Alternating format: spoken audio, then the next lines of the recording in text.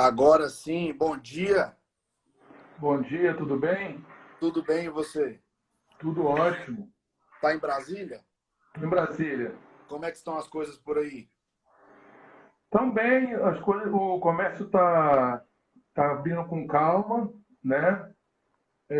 Tá muito controlado. O governador foi muito bem aqui, e parece que as coisas estão indo bem. Nós estamos com o menor índice de letalidade junto com Santa Catarina.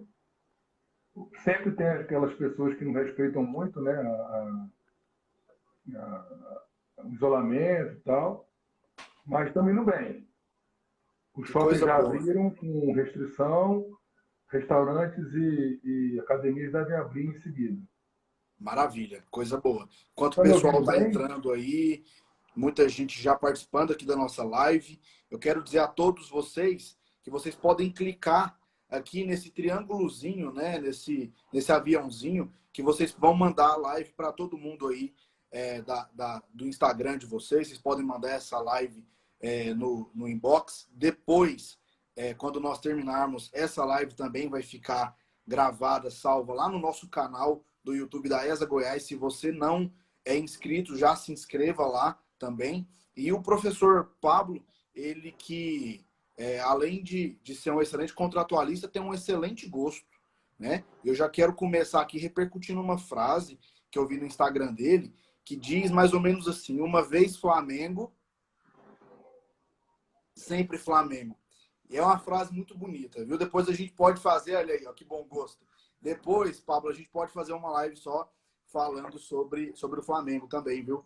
Ah, seria muito bom. Perfeito, perfeito. Mas, mas Pablo, vamos lá. Eu vou silenciar aqui os comentários para que a live não fique tão pesada e também para que as pessoas consigam ver melhor a sua câmera. E no final do nosso bate-papo aqui, da nossa live, eu reabro aqui os comentários para as pessoas também interagirem, para as pessoas perguntarem. Mas nesse momento, Pablo, que a gente tem vivido um período de tantas incertezas, né? Eu costumo dizer que agora é hora de ter bom senso, em todos os sentidos, tanto nos aspectos sanitários, mas também nos aspectos contratuais. E a gente vê que, e aí já entrando no nosso tema, não é sempre que a gente percebe que as pessoas vêm tendo bom senso é, e acabam até lesando os contraentes, né, as partes ali que compõem um contrato. O que você observa nesse momento que a gente tem vivido em relação aos cumprimentos contratuais, em relação às práticas contratuais? Você acha que nós estamos evoluindo ou você vê que a gente precisa melhorar muito, muito ainda nesse sentido aí da boa-fé contratual e das relações negociais? Bom, Rafael, bom dia a todos e a todas. É uma alegria participar aí da ESA Goiás. Como você sabe, eu sou professor da Federal de Goiás, do campus de Goiânia, da Faculdade de Direito, e estou cedido aqui no Instituto Federal para assessorar a diretoria jurídica de uma estatal. Então, eu gosto muito de Goiânia, gosto muito da faculdade, dos professores, dos alunos, das alunas, e é uma alegria poder retornar, mesmo virtualmente, a Goiás, para debater com você e com as pessoas que estão nos assistindo, e dizer que podem contar comigo a hora que você precisar, ainda mais agora que você falou que você é Flamengo, só combinar a agenda que nós podemos participar com o maior Tamo prazer. junto.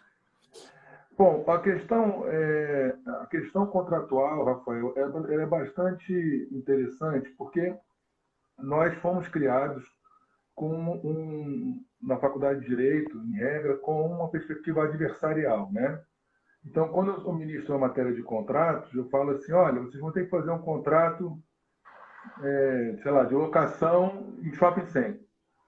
Só tem um princípio indiscutível: ele tem que ser equilibrado para as duas partes. Aí, muitas vezes as pessoas ficam desesperadas porque sempre fazem aquela pergunta: de que lado que eu estou? Estou ao lado do shopping ou ao lado do lojista? Eu falei, não, você está ao lado do direito. Então, essa postura adversarial, essa postura belicosa, nos levou a um comportamento contratual de que eu quero, em regra, me dar bem. Eu me dei bem em cima do contrato que eu fiz com o Rafael. Só que toda a legislação privada, mesmo o Código Comercial, lá de 1850, já falava de boa-fé objetiva. Então, o que é a boa-fé objetiva? É um comportamento leal, probo e honesto, que você vai identificar isso em cada caso concreto. E aí, com a evolução da relação contratual, você tem pelo menos 7 princípios, e aqui eu queria deixar claro, Rafael, que princípio não é valor, tá? Que princípio é justamente o fundamento para o direito, é o diálogo que o direito faz com a moral. Então, quando é princípio, o princípio vincula. Então, me parece equivocada aquelas teorias da argumentação que se fiam na ideia de ponderação, em que, nesse nosso caso, por exemplo, haveria uma ponderação entre a liberdade da escola de cobrar a mensalidade que ela acha adequada versus eventual enriquecimento sem causa por conta da pandemia, ou uma violação ao princípio do pacta sunt servanda, ou seja, o contrato é obrigatório entre as partes, desde que ele não seja inválido ou ineficaz, e nessa perspectiva, o que foi pactuado tem que ser cumprido, né? A evolução do direito contratual, principalmente após a Segunda Guerra Mundial, em que você tinha uma Europa destruída e tem que se readequar, ela traz mais fortemente, além da força obrigatória dos contratos, além da relatividade objetiva, que em regra o contrato produz efeitos entre as partes, e da questão da própria liberdade de contratar, ou seja, com quem eu contrato, e liberdade contratual, o que eu contrato, foi agregado a isso, o professor Paulo Lobo chama de princípios sociais dos contratos, que seriam a boa-fé, né, boa-fé objetiva, seria a função social, a função ambiental e o princípio da equivalência material, que também poderia ser chamado de igualdade material. Alguns chamam de equilíbrio contratual, né? Nesse caso dos contratos que sofreram com os efeitos da Covid, então isso é uma questão muito importante, há uma divergência quanto ao enquadramento jurídico da Covid. Se ela seria um caso fortuito de força maior, ou se ela seria uma alteração de circunstâncias da base objetiva do negócio. Sendo por um, sendo por outro, eu não vou entrar nessa polêmica, até porque o resultado é possibilidade de renegociação, ou de revisão, ou de resilição, denúncia ou resolução da relação contratual. Se você comprovar que existe nexo causal entre os efeitos da Covid e aquele contrato que você tem com a outra parte, alguma dessas opções devem ocorrer, ou mais de uma. Então, o que eu sempre sugiro? Que as partes renegociem o contrato para que possam mantê-lo, em respeito à conservação do negócio. Essa renegociação ela pode ocorrer por um período específico, por um período maior, ou ensejar mesmo uma revisão, até que nova revisão seja realizada, se for o caso, de qualquer contrato. O que aconteceu não só no Brasil, mas também em outros lugares. Na Alemanha, por exemplo, a Adidas, a Puma e outra grande sociedade empresária que eu não lembro, com a questão da Covid, disseram: não vou pagar mais os aluguéis das minhas fábricas ou das minhas lojas. E isso gera um problema muito grande, porque a Adidas foi atingida em 100% da sua receita? Não foi. Me parece que não. E aí houve uma resposta dura do governo alemão e falando, olha, o que nós fizemos aqui de eventual moratória e tal é para quem precisa.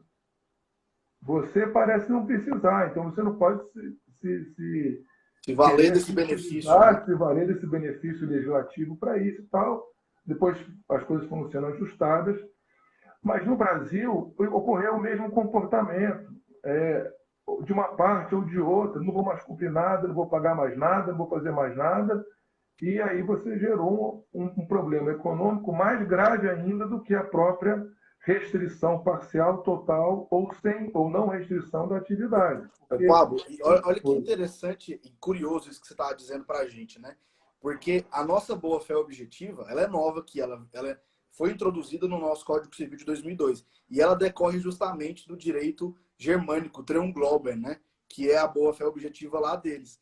E esse case que você está nos contando é justamente da Alemanha, de uma violação à boa-fé objetiva, que ela está mais do que nítida lá no BGB alemão, né? Que curioso isso.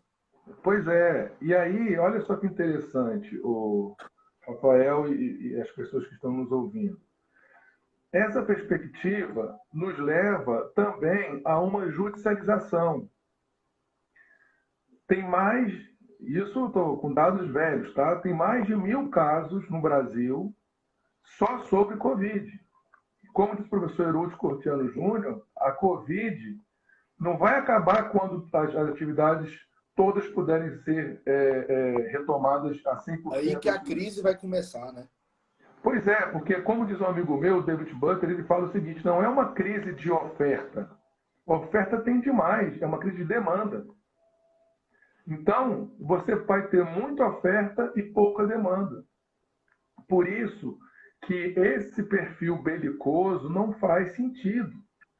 Nós temos que sentar para conversar com os outros contratantes. Eu tive que renegociar contratos do escritório com clientes que pediram para ou uma moratória ou uma redução da parcela. Eu tive que negociar, todo mundo teve que negociar.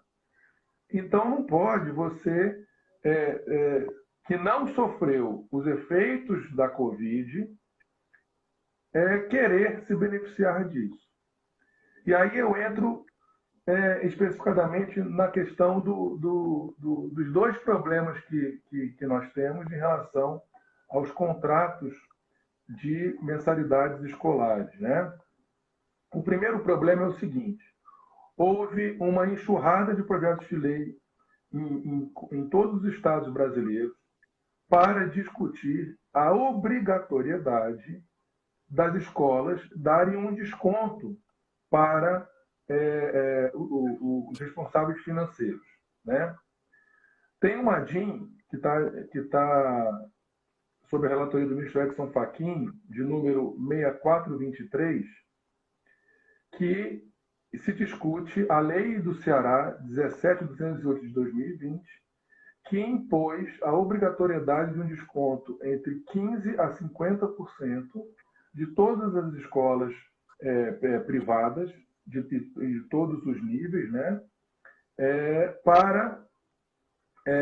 Em decorrência da Covid, né?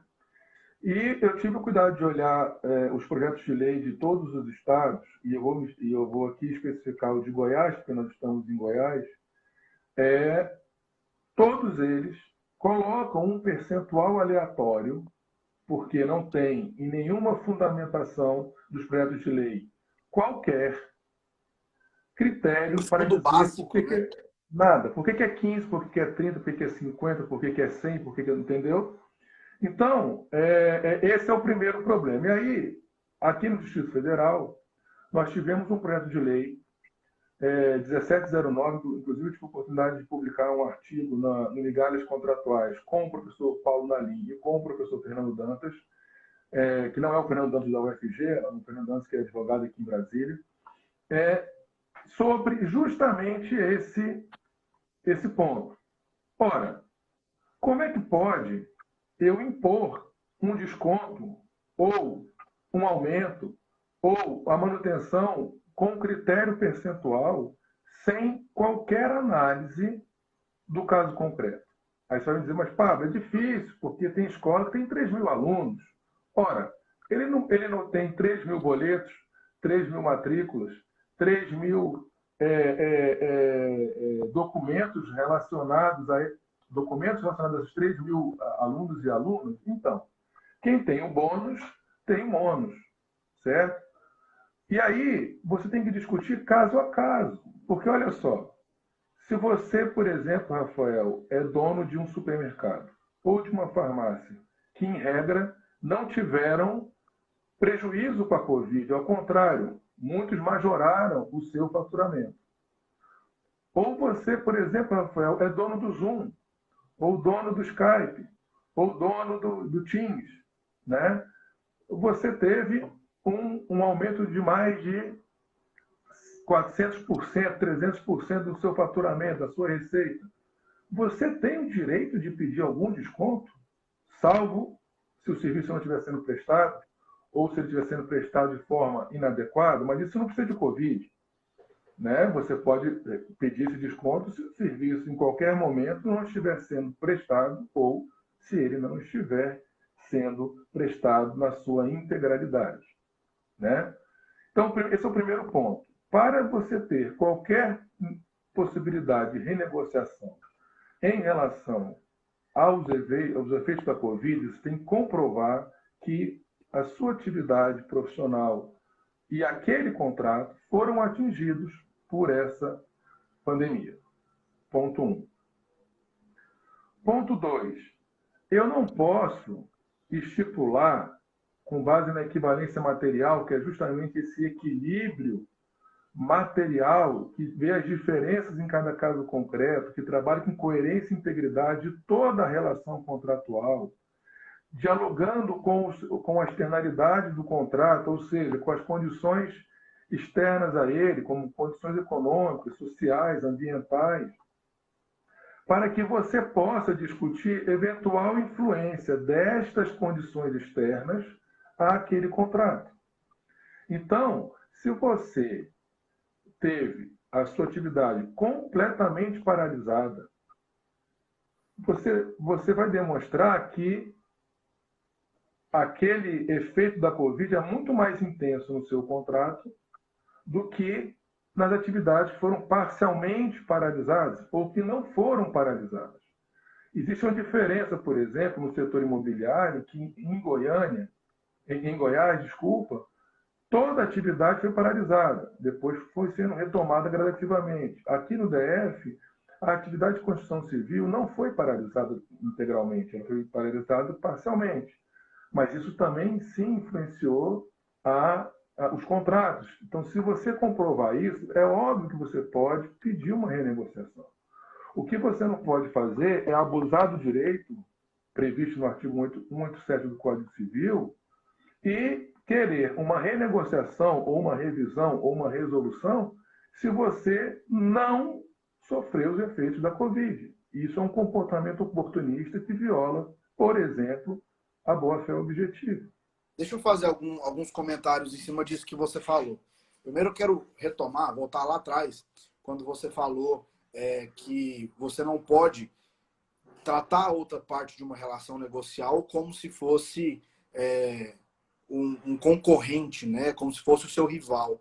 E aí eu até lembrei de um artigo que o professor Flávio Tartucci escreveu, que ele fala justamente isso, né? O Tartucci, que inclusive é o presidente do IBD Conte, que você é membro, né? E mais para frente eu também quero falar do IBD Conte aqui nessa nossa live. E ele fala assim, nesse artigo que ele escreveu, que já está na hora das partes pararem de se tratar como rivais, né? Lados opostos, e passar a se tratar como parceiros. Isso porque você já mencionou os dois pontos que eu também destaco, que são fundamentais em todo esse momento pandêmico que a gente tem vivido. Ponto 1. Se as partes não tiverem bom senso, não observarem a boa-fé na hora de renegociar, obviamente, a gente vai ter uma enxurrada de ações judiciais no universo de 80 milhões de ações judiciais que nós já temos no Brasil. E o ponto 2, que para mim talvez seja mais grave, justamente o impacto e o efeito econômico que isso vai causar no nosso país. Porque imagine quantos milhões ou bilhões de contratos ativos nós temos no Brasil. Nós somos 210 milhões de habitantes. Quantos contratos cada habitante tem? Sei lá eu, né? Então, talvez essa proporção beire aí os bilhões de contratos, e se a gente for renegociar tudo isso, a gente vai realmente ter uma quebra generalizada em todo o país. E aí, a gente entra na questão do estado de Goiás, né? Que também tem um projeto de lei, que é o PL 155/2020. Eu acho interessante, Pablo, que o legislador ele quer colocar todo mundo no mesmo nível, né? Ele não quer observar realmente se há um desequilíbrio nas relações. E aqui em Goiás, o PL prevê que haja uma redução forçada impositiva em todas as instituições de ensino, né, todas as escolas, de 30%. Então, veja só, se eu tenho um imóvel próprio, ou seja, eu não tenho gasto com aluguel comercial dessa minha escola, 30% para mim. Se eu pago um aluguel caríssimo de um prédio comercial para instalar ali a minha escola, será aplicado os mesmos 30% sem nenhuma base de cálculo, né? Pois é, esse é o ponto. O Tartucci, um querido amigo, presidente do nosso CBD Conte, foi meu professor, né? Ele já defende, desde a primeira edição do livro dele, desde a sua dissertação de mestrado dele, ele e tantos outros que participam do IBD Conte, defendem esse comportamento cooperativo, né? E você vê isso em toda a manifestação da literatura jurídica, pelo menos de direito civil, praticamente toda, e de direito consumidor, e direito do trabalho, que é essa questão da cooperação, né? Isso não quer dizer que você vai...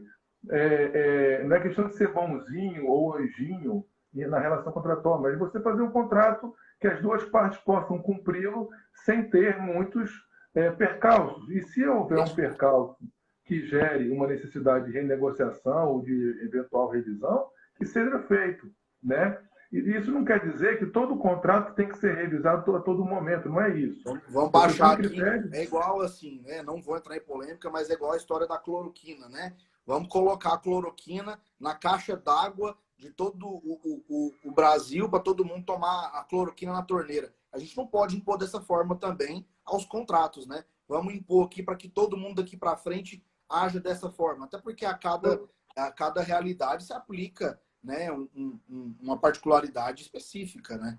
E aí tem uma coisa que também me chama muita atenção. Você falou do oportunismo. Será que não é interessante para eu, enquanto pai, que a escola onde meu filho estuda sobreviva a esse momento de crise também? Porque se eu falar assim, eu vou suspender o pagamento, e aí? E o que vai acontecer lá em outubro, Pablo? Conta pra gente. Pois é, existem escolas, são escolas de bairro.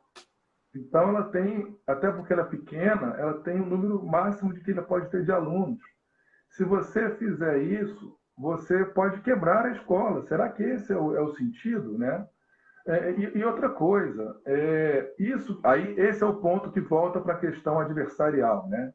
Que a gente tem conversado. Tem que haver um dever de informação de tanto a escola quanto os responsáveis financeiros de apresentarem os documentos necessários para demonstrar se realmente a receita foi atingida, se o custo aumentou, como foi esse percentual, pegar isso e fazer uma divisão. Não é simples, eu sei que não é simples, mas também tem muitas vezes que nem a escola, nem os pais têm interesse em abrir esses documentos, e aí fica muito complicado você negociar, porque as escolas que estão prestando serviço telepresencial tiveram um custo para realizar essas atividades. Teve escola que teve que comprar um sistema do dia para a noite. Isso não é barato. Também tem o outro lado, que você tem uma redução de custos de energia, de água, de serviço de limpeza e tal. Só que os professores têm que ser pagos, os funcionários têm que ser pagos, tem que ter a pessoa na secretaria para atender o telefone ou responder mensagens pelo meio virtual. Então, você tem esse conjunto de situações que tem que ser colocadas na mesa para que haja uma adequada manutenção do contrato ou renegociação do contrato. E é algo que você fala, né? A preservação da atividade econômica. Sim, porque não existe essa dualidade saúde e economia. Só que hoje deve-se privilegiar a saúde com a abertura gradual da economia, desde que aquela localidade permita isso. Você está vendo que os países europeus e os lugares que reabriram estão aumentando o nível de contaminação. Isso também é normal, porque as testagens também estão sendo aumentadas. Mas nós temos que fazer isso com muito cuidado. Tem que ter um planejamento, tem que ter um plano, né? E me parece que muitas vezes o governo federal não tem um plano para isso. Aí vão jogar naquela discussão que os governadores e prefeitos foram ao Supremo. Eles só foram ao Supremo porque não havia uma liderança nacional para sentar e conversar sobre isso. Eu vou dar um exemplo, o melhor exemplo é o exemplo da Bahia. O governador da Bahia é do PT, o prefeito é do DEM, eles são rivais políticos, mas os dois sentaram e fizeram um plano. Se o plano é bom, se o plano é ruim, é outra discussão, mas tem um plano. Né? Então não pode ficar essa guerra de abre aqui e fecha ali, porque o efeito psicológico de você abrir o comércio e depois ter que fechar porque o nível de contaminação explodiu ou os hospitais estão saturados, isso é muito ruim, inclusive psicologicamente. Nós temos vários problemas de saúde mental também com a Covid. Não é só a questão da saúde física e da saúde econômica, também tem a saúde mental. Né, Rafael? Então, você não pode querer que se imponham, como fez Goiás, no projeto de lei, de 30% obrigatoriamente, sem analisar o caso concreto. É caso a caso, não tem jeito. O direito, ele é problema. O ponto de partida dele é um problema, e o ponto de chegada é decisão sobre o problema. Por isso que tem que ser caso a caso. Eu não posso fazer uma tábula rasa para dizer que todos os contratos vão ser majorados ou mantidos ou aumentados em um percentual mágico. Os 30%, Rafael, eles são meio fetiches do direito brasileiro. Porque se você pegar, seja no direito administrativo, no direito civil, no direito consumidor, tudo é 30%. 30% dos alimentos. Se você é superendividado, se você ultrapassa 30% da sua capacidade financeira, 30% agora nessa questão da mensalidade em alguns lugares. De onde que se tira esse 30%? O consignado é 30% também. Por que é 30%? Por que não é 10%? Por que não é 50%? Entendeu? Às vezes, você tem de fazer uma repactuação que 40% é adequado ou que 1% é inadequado. Então, depende sempre do caso concreto. Por isso que nós temos que trabalhar, e aí o professor Paulo Nalim, o professor Mazei, o professor Pianovski, o professor Anderson, o próprio Tartucci, eles defendem essa ideia de mediação. Vamos mediar, vamos tirar do judiciário, porque também jogar para a arbitragem, nesse caso nem poderia no Brasil, que é relação de consumo, facilita a vida, mas vamos negociar primeiro, vamos sentar e estar aberto à negociação. Se não der certo, aí vamos discutir uma revisão e tal.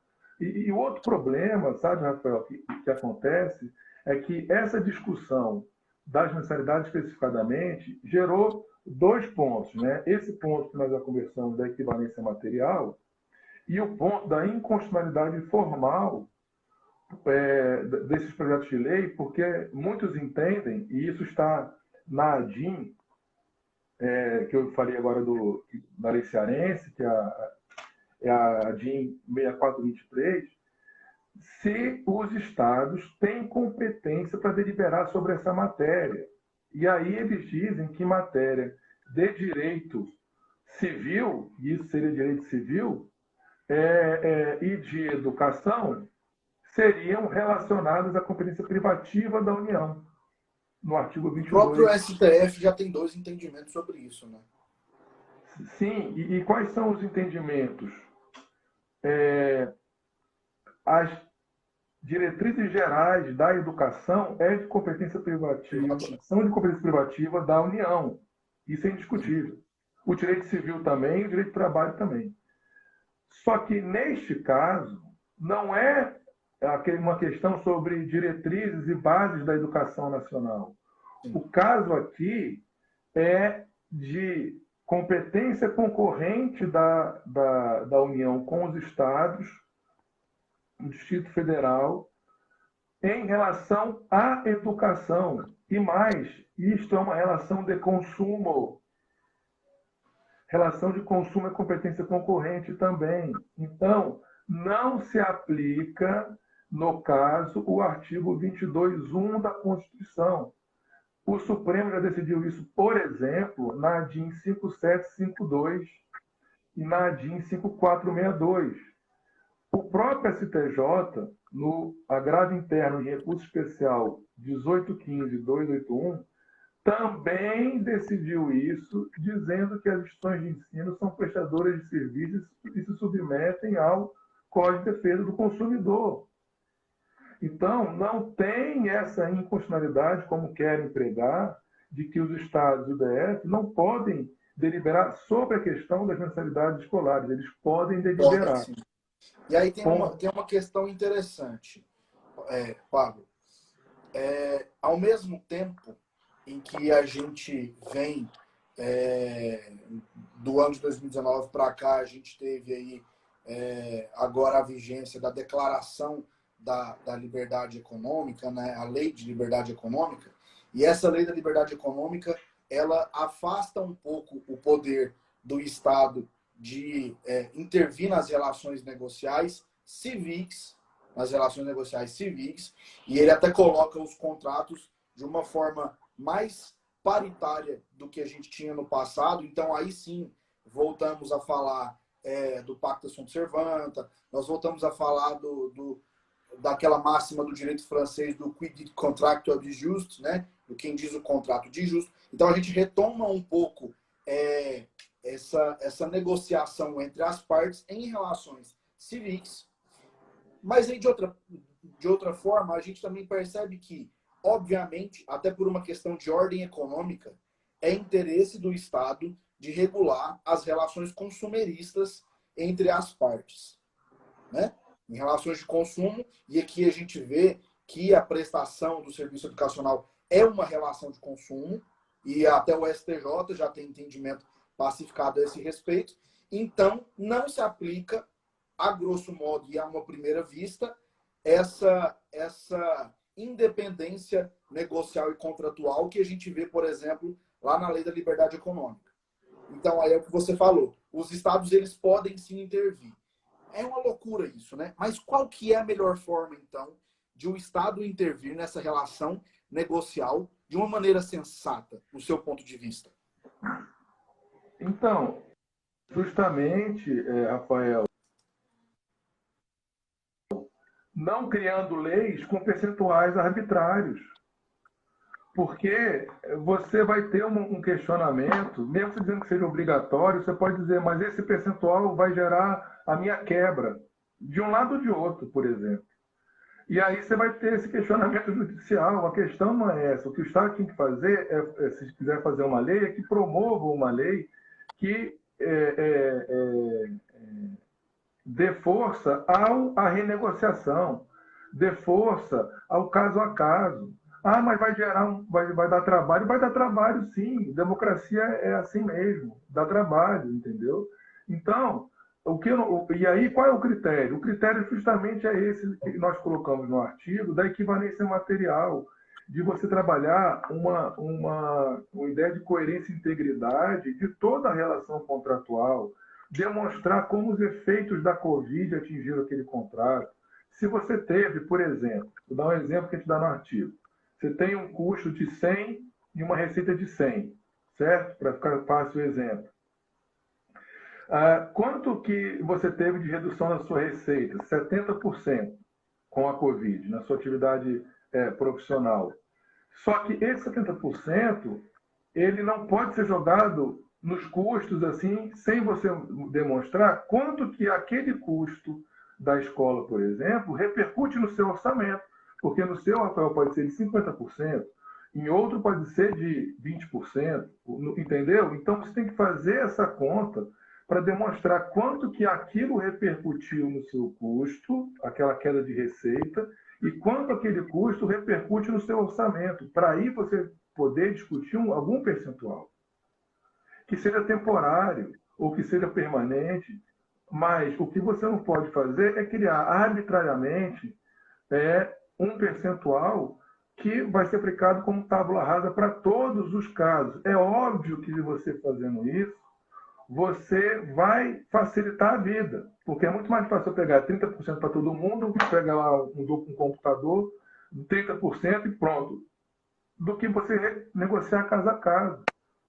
E, de novo, coibindo este comportamento oportunista de quem não sofreu os efeitos da Covid não tem o direito de pedir renegociação, salvo se o serviço não estiver sendo prestado e ou o serviço estiver sendo inadequadamente prestado ou parcialmente prestado. Me deixou um pouco confortável, Rafael, a nota do PROCON e do Ministério Público de Goiás, que eles colocaram questões interessantes nisso, valorizando essa questão da negociação caso a caso, colocando critérios de propostas contratuais, se está sendo prestado o serviço, se não está, se está sendo prestado parcialmente, vendo a questão dos custos do telepresencial. Então, me parece que a nota do PROCON de Goiás, junto com o Ministério Público, Defensoria Pública, foi muito bem feita. E você vê um documento de 4 páginas do PROCON, do Ministério Público, a nota técnica 001 de 2020, e da Defensoria Pública, está muito mais bem feito do que todos os projetos de lei de todos os estados brasileiros sobre o assunto. O nosso artigo tem 13 páginas. A gente conseguiu, ao meu ver, trazer critérios mais adequados e respeitosos às duas partes contratuais do que todos os projetos de lei, porque nós não nos preocupamos em trazer nada arbitrário. Nós nos preocupamos em trazer critérios, e esse é o grande problema do direito brasileiro, Rafael, falta de critério. Nós precisamos de um critério.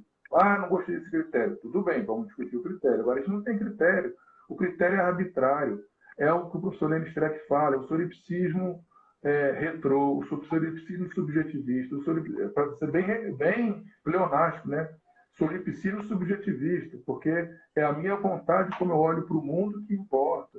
Não é nada palpável, né? Não tem critério, não tem nada. E aí você fica com esses percentuais malucos e você pode gerar a quebra das pessoas, a quebra das atividades econômicas, e ninguém quer isso. Nós já estamos vendo um conjunto de estabelecimentos de restaurantes fechando. Vários restaurantes tradicionais aqui do Distrito Federal estão fechando as portas. Então, assim, é isso que eu estou dizendo. Se nós tivermos um critério que pode ser discutido sempre, que você trabalhe justamente essa informação das duas partes, trazendo receita, custo, quanto que isso deliberava no seu orçamento. Podemos chegar à questão de moratório. O Tartucci também, no artigo que ele faz, ele propõe a questão da moratória, inclusive utilizando o Código de Processo Civil, né? E a questão da liberdade econômica, ela não se aplica ao Código de Defesa do Consumidor por expressa disposição. Mas aquela questão da revisão contratual, ela não faz muito sentido aquilo, porque já é assim. A revisão ela é excepcional. Podemos discutir se o Código Civil foi bem ou foi mal de utilizar critérios de extraordinariedade e de imprevisibilidade. Podemos discutir se o que se diz que é imprevisível que é previsível não seria imprevisível. Mas uma coisa que me deixa abismado, Rafael, é que desde 1920, por exemplo, na física, com a física quântica, com o princípio da incerteza de Heisenberg, e na filosofia, com a mudança da questão da linguagem, né? Porque a linguagem não é mais instrumento de sujeito e objeto, e sim condição de possibilidade, né? É que a incerteza é uma característica da nossa sociedade contemporânea. Contemporânea, vou pegar aqui da metade da Segunda Guerra Mundial para cá, do século XX para da segunda metade do século XX para cá, para ficar fácil o entendimento. E nós ainda discutindo previsibilidade nesse sentido de evitar que contratos, que relações sejam constituídas, né? Eu não estou dizendo que o seu comportamento que gere uma onerosidade excessiva possa ser passivo de revisão. Isso não, mas efeitos externos a ele podem gerar uma necessidade de resolução, ou de revisão, ou de renegociação. Sempre a resolução sendo a última das últimas opções. E tem uma questão interessante, que na Lei de Liberdade Econômica, ela fala assim, que o Estado deve intervir minimamente nas relações contratuais. Se você não densificar o que é minimamente, complica, porque o mínimo não pode ser zero. Não vai intervir nada. Sempre o mercado, os contratantes vão resolver a sua vida. Não é bem assim, né? Então, você tem que pensar que eu preciso sempre dar sentido às palavras, né?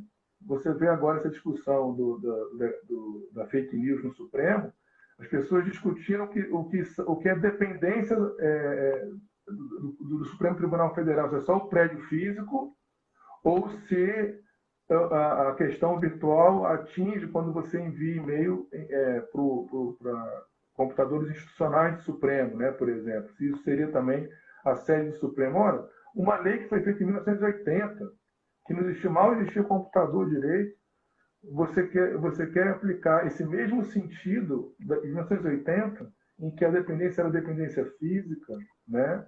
Então, se for assim, a gente não poderia aplicar o teletrabalho, porque o trabalho tem que ser físico também. Você tem que estar presencialmente no lugar. Então, e o que a gente está fazendo é teletrabalho, então. Então, não vale. Então, assim, são umas coisas que não fazem muito sentido, ao meu ver, né? O texto, até para não precisar ficar mudando o texto todos os dias, ele tem que ser ressignificado temporalmente, né? O professor Menelik de Carvalho Neto tem um texto maravilhoso, Rafael, sobre a temporalidade da Constituição. Porque se não for assim, nós temos que mudar a Constituição todos os dias. Eu sei que no Brasil nós quase fazemos isso. Mas o texto ele sempre depende de um contexto. E esse contexto vai mostrar a tradição desses institutos. Se aquele instituto modificou ou não modificou. Por exemplo, um contrato se discute se ele só pode abarcar questões patrimoniais. Se você disser que sim, o casamento não é contrato. Mas também o plano de saúde não é contrato, porque se o bem protegido é a saúde e a saúde é existencial, não seria contrato o contrato de plano de saúde. Mas se você disser não, o contrato foi ressignificado para abarcar também questões existenciais, bom, então o casamento talvez seja contrato, o contrato de plano de saúde talvez seja contrato, né? Então, é esse que é o ponto, sabe, Rafael? Nós pensarmos em refletir o contrato dessa forma. Não.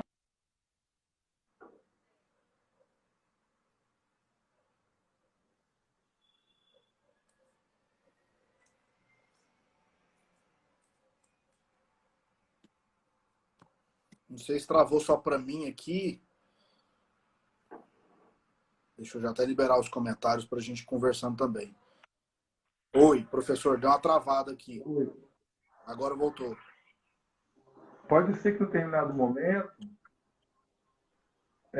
você tenha que realmente não dê certo a renegociação, a revisão, que você leve ao término da relação contratual, mas isso, de novo, como última rácio, como última opção dos contratantes.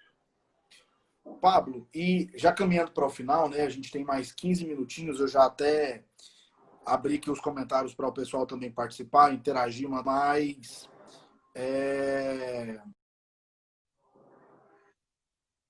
agora a gente está vivendo um momento em que muitas pessoas dizem, né, e isso já virou um clichê, mas um clichê verdadeiro, que nós caminhamos para um novo normal, que a gente não vai mais ser o que a gente era antes.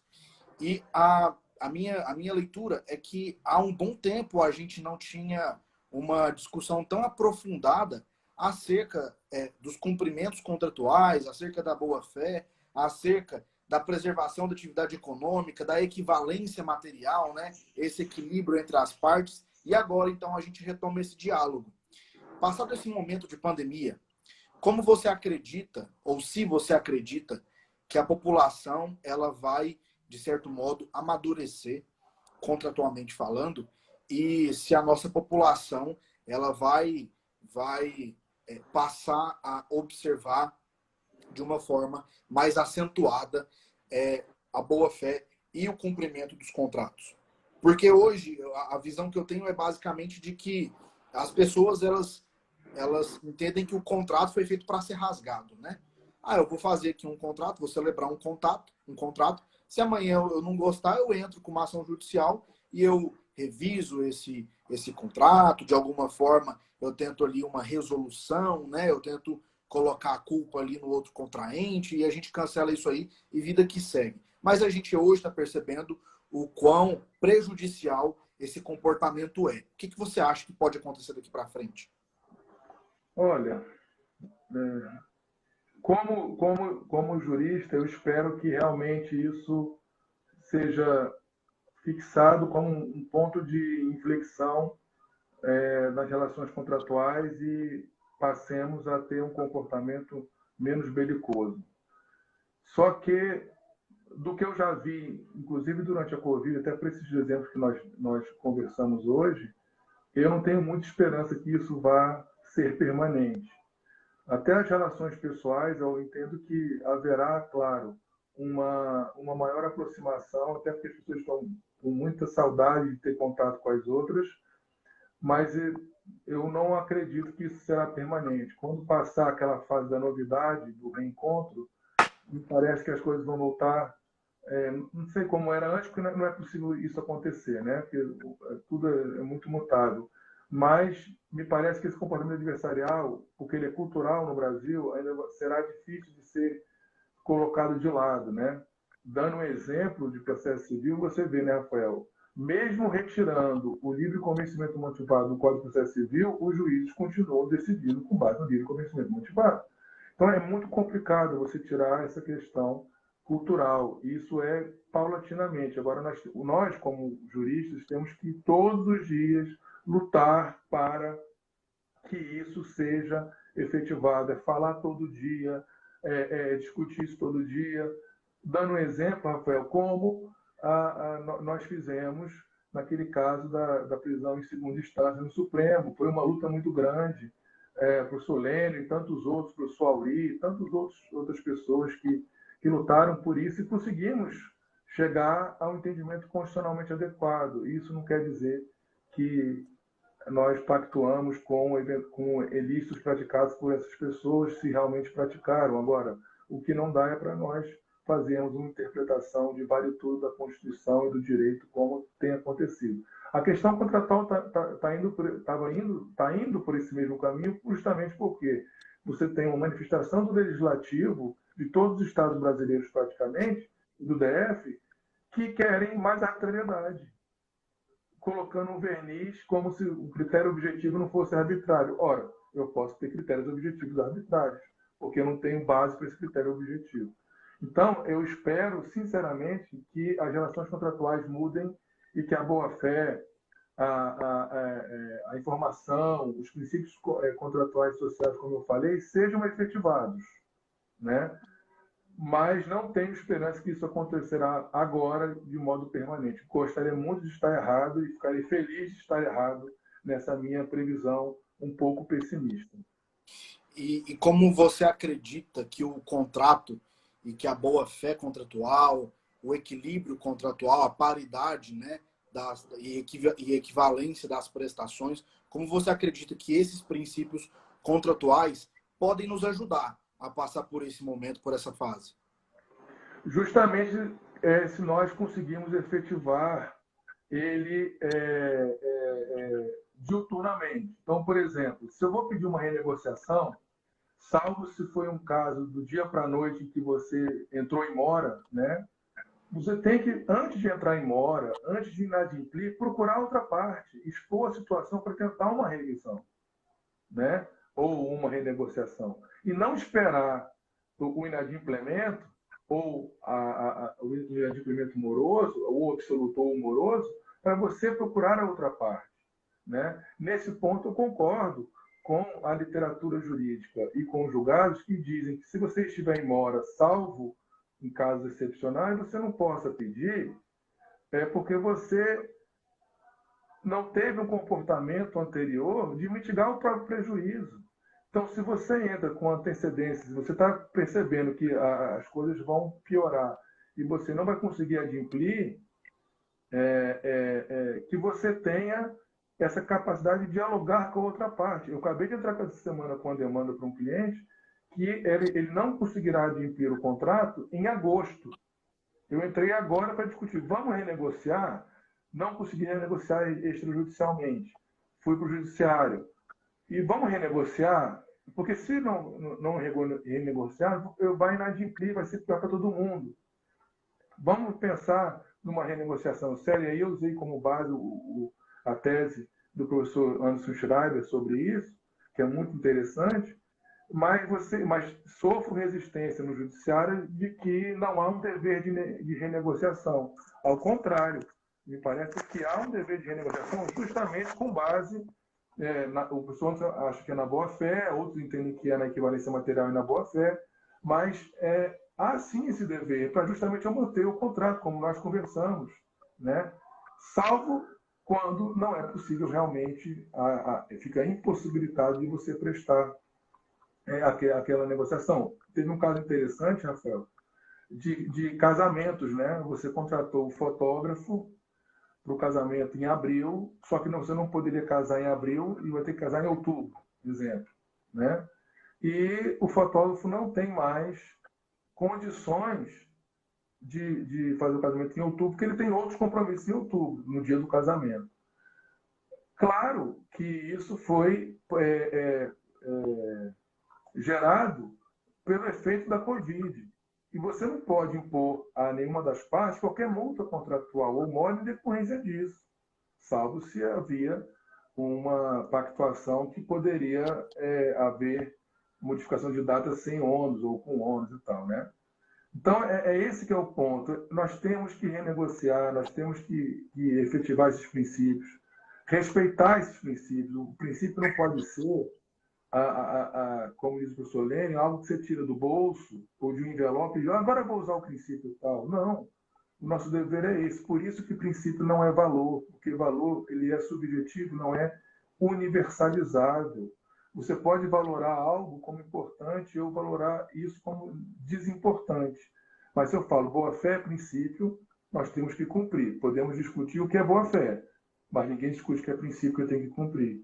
Ninguém discute que função social é princípio que eu tenho que cumprir. Ninguém discute que função ambiental é princípio que eu tenho que cumprir, né? Então, esse que é o ponto. Nós precisamos dialogar de forma consistente e esse é um papel muito importante dos advogados e das advogadas.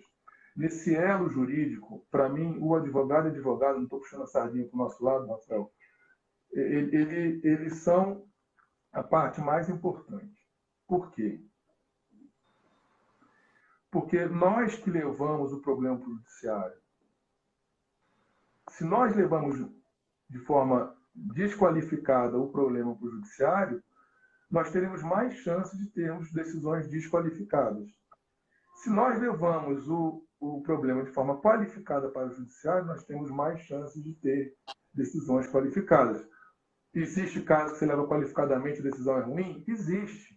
Mas nós temos que continuar lutando assim, né? Qualificando cada vez mais o nosso serviço advocatício. Por isso que essa live e as várias outras que a ESA Goiás e todas as ESAs do Brasil promovem são muito importantes, porque vocês trazem gente de todos os lugares com qualidade muito grande para debater assuntos relevantíssimos, né? Mas é isso que importa. A ESA só existe para uma coisa, Rafael, é a questão da qualificação do advogado e da advogada. Me deixa muito triste saber que muitos advogados e advogadas nem procuram a ESA para fazer cursos ou procuram como última opção, quando, na verdade, a ESA deveria ser a primeira opção. Ah, não tem o curso que eu quero na ESA? Então vou procurar outros lugares. Mas também isso ocorreu porque a ESA muitas vezes estava fazendo cursinho em seus cursos para concurso, que não é a finalidade da ESA. Então, assim, essa que é a questão. O professor Mangabeira Unger fala da economia do conhecimento. Quem tiver conhecimento, com inteligência artificial ou não, sobreviverá. Quem não tiver conhecimento, Rafael, que ficar só reproduzindo, só corta e cola, vai ficar desempregado, vai ter que mudar de profissão, não tem jeito. A inteligência artificial, para o bem e para o mal, é um caminho sem volta.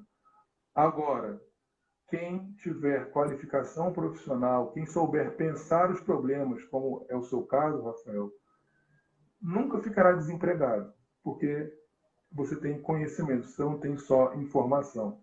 Então, isso que é importante, nos qualificarmos nos contratos, nos qualificarmos na prestação jurisdicional, dialogarmos mais, respeitarmos as diferenças.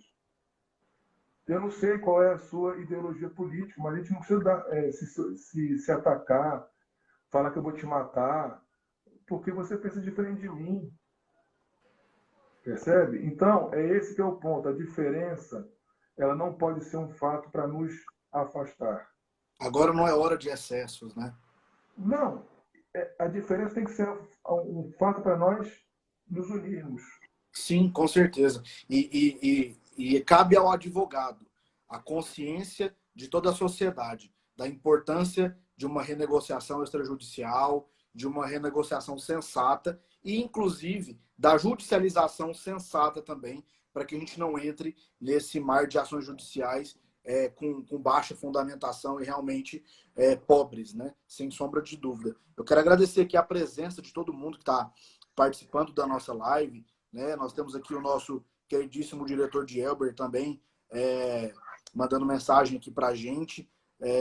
A gente teve aqui também a participação, né, da advogada Karine Medeiros, falando que é advogada de uma escola de educação infantil de Aparecida de Goiânia, que possui aproximadamente 100 alunos, ou seja, a gente vê que é uma realidade pequena e que também precisa de uma negociação sensível e sensata, né? E professor, a gente já está caminhando aí para o nosso final, e eu queria que você falasse um pouco mais do IBD Conte, do seu trabalho, inclusive, aqui na UFG, você que também tem um grupo de estudos, né, de direito civil aqui na Federal. Fala um pouquinho mais para a gente sobre isso. Lá no IBD Conte, eu sou um dos diretores de publicação, então nós